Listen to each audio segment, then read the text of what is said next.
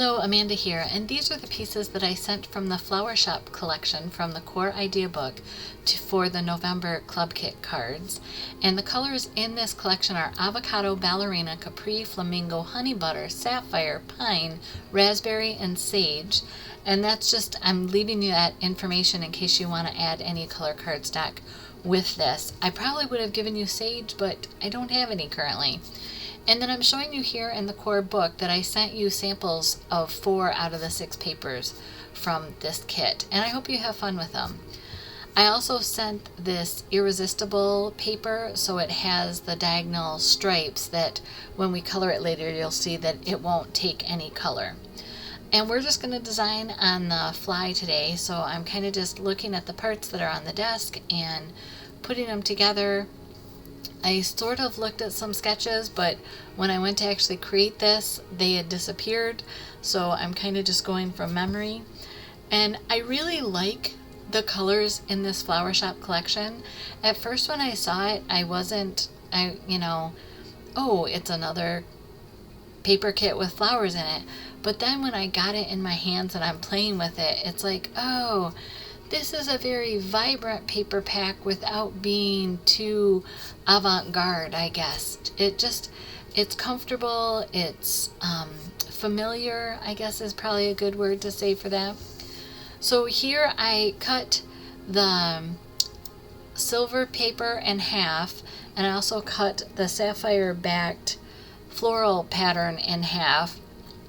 And then I just trim it down a little bit to give a bigger edge of that silver metallic mirrored paper coming through. I recently was going through some cards. I'm finally getting back into studio organization, and I found some cards that I did with the Craft with Heart kits that I had accented with either leaves or frames or banners of this mirrored silver, and it spoke to me. So that's what I'm doing here. That's kind of where the inspiration of the pieces that I sent came from. So I don't really have dimensions. I cut things in half and then trimmed it down so that it would work with the papers that I had to make as big of a frame as I wanted. I hope that makes sense. And as you know, I love that silver reflective cardstock, so I did cut the center of it out that's going to be hidden by that floral paper. And then I was thinking if you have a leaf stamp or something along those lines, small flowers, you could punch some of those out and really kind of jazz up this card. And you have enough pieces to make 2 of this first card that I'm making. So I wanted to show you here, I took the Capri ink and I'm going to grab my blender brush, and I just kind of want a soft glow on this paper, and I don't want to have too many, like a heavy area. So you start off of the paper and then drag your brush onto it. And normally when I use like the blending brush or the blending sponge, the blending tool, I think mini blender, it leaves a crisp edge of when it comes over the paper, but with the brushes you don't get that. So I did go ahead and, as you saw, inked the edges of that right on the ink pad. And apparently I missed one section, so I'm going to do that again. So I'm just kind of lining them up on my paper here to see how much of that pink I need to cut off to give me a uniform frame around this card, because the card that I sent were 4 inches by 6 inches, so they're not quite the full 4 1/4 wide, just so that they would fit in the envelope and not have to pay extra shipping. And now I'm just gonna adhere that pink sheet down as it is. You could easily emboss this. I'm trying to keep it with things that you have in your collections, and not everybody embosses. So just one of the suggestions that you may want to step up your cards is to go ahead and do a embossing folder on that pink. And then, because not much of the stripe paper is actually poking out behind the floral sentiment or the floral focus, I'm going to go ahead and cut that in half. And by doing that, what I'm going to get is I'm going to get mirrored images of my colors, because when I was looking at the stripe originally behind it when I first placed it down, there wasn't any of that capri color poking out or enough of it, and I really wanted to make sure that that was in the view on the card so that it coordinates with that capri inking that we did of the irresistible paper on the top. It also brings out the capri smaller flowers in this vignette that we have.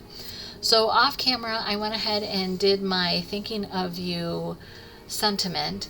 And here I'm just dry fitting. I have these little pieces on my desk, and you know me, I love to incorporate all the little pieces. So I'm going to cut some banner ends on this and then play with them and to see kind of the direction that this card is going to go in. The other thing that I thought would be cool on this card is to use some silver thread and kind of make a knot of it either up with the banners or under the embellishment. Again, just thoughts for you.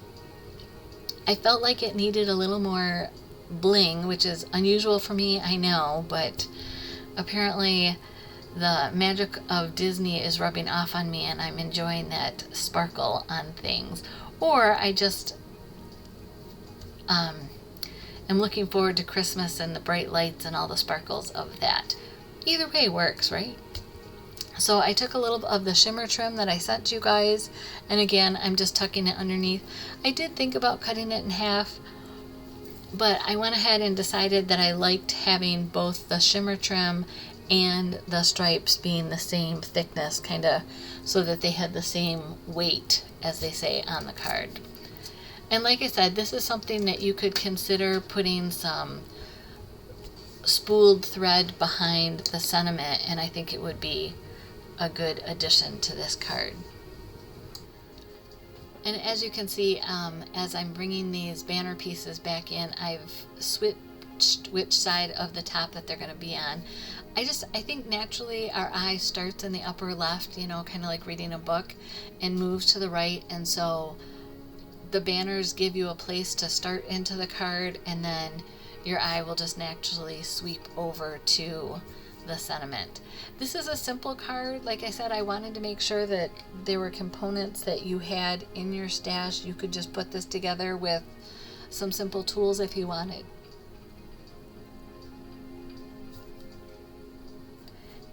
Now we're going to go into card 2, and like I said, you have enough components there to make a second of that first card, and so I'm just putting those aside so that I'm only working with the leftovers that I have. And I decided I wanted to do some die cutting with the avocado green and then the dark sapphire piece that I sent. So off camera I went ahead and ran those through with the center of the doily from Close to My Heart, and then the leaves are from, I believe, the Layered Flowers set. That's what those are from. And I'm just doing kind of 3 strips of paper. This is something again that I thought, if you have scraps of paper, Lauren and I are doing our Aspen paper pack, de-stashing it by using it all up. And if I get down to having just small pieces, I will probably be making several of these cards, and I just thought they would work even, you know, make several of these with the little pieces, add some Christmas trees to them, and voila, I have a nice winter greeting card. And then I didn't have enough of that blue paper to make a full lace medallion, but by tucking it up underneath, I kind of get the feel of it and the color of it to anchor that image without having to have the whole thing. Gonna tuck those 3 leaves underneath, same sentiment. I'm looking at this flower here, and I'm gonna go ahead and fussy cut it. So if you have fussy cut, you know you move paper, not the scissors. You leave the scissors kind of in the same place. And I sped up the cutting. I don't cut that fast in real life, but I wanted to leave it all in here so you could see I did fussy cut. I know, crazy.